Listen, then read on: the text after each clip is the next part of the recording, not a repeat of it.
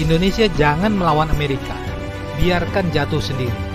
Penerapan tarif resiprokal 32% untuk Indonesia memang menyakitkan hati dan merugikan ekonomi kita. Untungnya ditunda penerapannya selama 90 hari.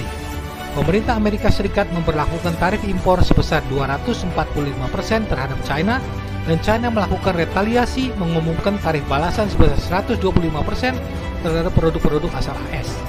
Entah sampai kapan balas-membalas itu berlangsung, seperti kanak-kanak yang bertengkar memperebutkan permen.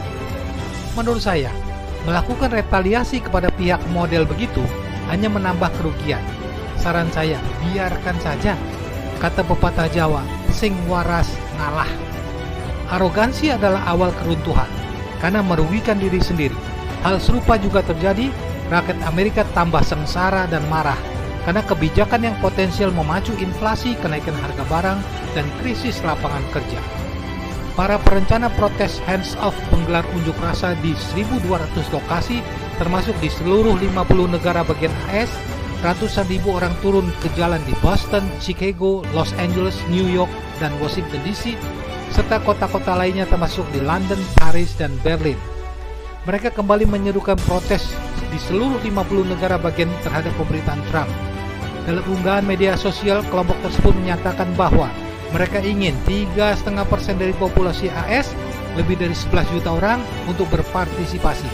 Mereka mengutip angka ini sebagai ambang batas untuk perlawanan berkelanjutan guna membuat perubahan.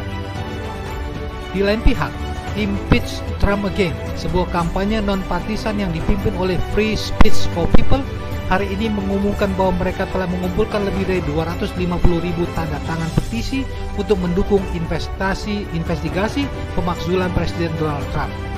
Pengumuman ini muncul setelah pidato Al Green, anggota Kongres dari Partai Demokrat di gedung DPR baru-baru ini, bahwa ia akan mengajukan pasal-pasal pemakzulan terhadap Presiden Donald Trump.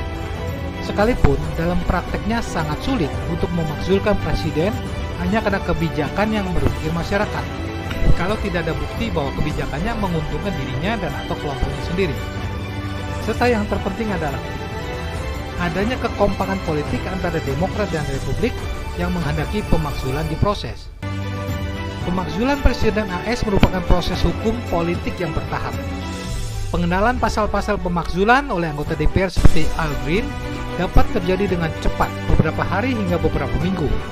Tinjauan Komite Kehakiman DPR menyelidiki, memperdebatkan, dan memberikan suara dapat berlangsung selama beberapa minggu hingga beberapa bulan. Pemungutan suara DPR penuh jika mayoritas sederhana 218/435 memberikan suara ya, Presiden dimakzulkan. Sidang Senat dikendalikan oleh Senat, dipimpin oleh Ketua Mahkamah Agung, sidang dapat berlangsung selama beberapa minggu atau lebih. Pemidanaan memerlukan 2/3 suara di Senat, 67 dari 100. Jika berhasil, Presiden dicopot.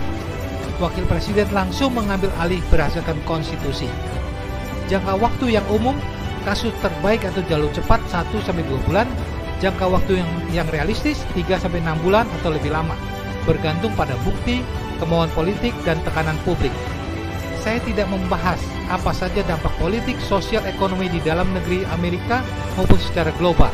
Apakah menimbulkan social chaos, krisis ekonomi, atau malahan banyak yang gembira. Pokoknya, bagi Indonesia, jangan melawan atau retaliasi ke Amerika. Biarkan dia lemes sendiri.